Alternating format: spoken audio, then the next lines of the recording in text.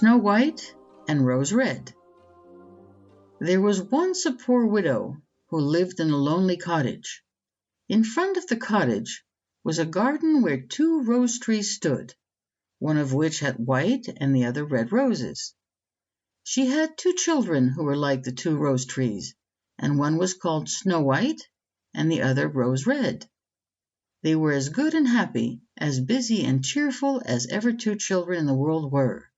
Only Snow White was quieter and more gentle than Rose Red. Rose Red preferred to run about in the meadows and fields, looking for flowers and catching butterflies. But Snow White sat at home with her mother and helped her with her housework, or read to her when there was nothing to do. The 2 children were so fond of one another that they always held each other by the hand when they went out together, and when Snow White said, "We will not leave each other," Rose Red answered, "Never so long as we live," and their mother would add, "What one has, she must share with the other." They often ran about the forest alone and gathered red berries, and no beasts did them any harm, but came close to them trustfully.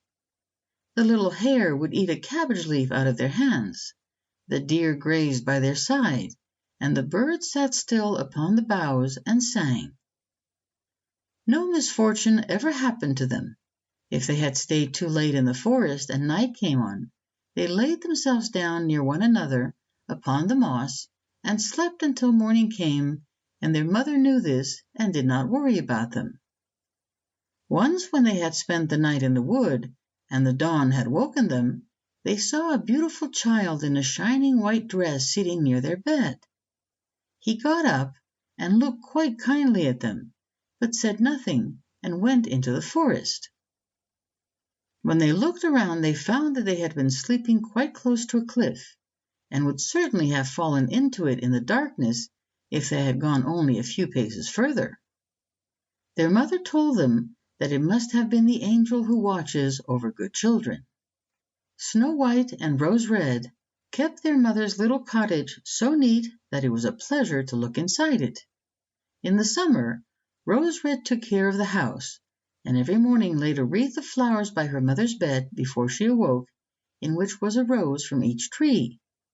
In the winter, Snow White lit the fire and hung the kettle on the hob. The kettle was of brass and shone like gold, so brightly was it polished.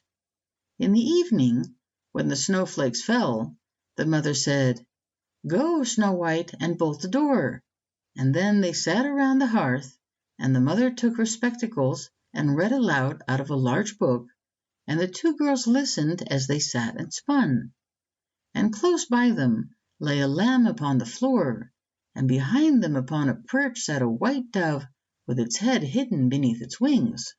One evening, as they were sitting comfortably together, someone knocked at the door as if he wished to be let in.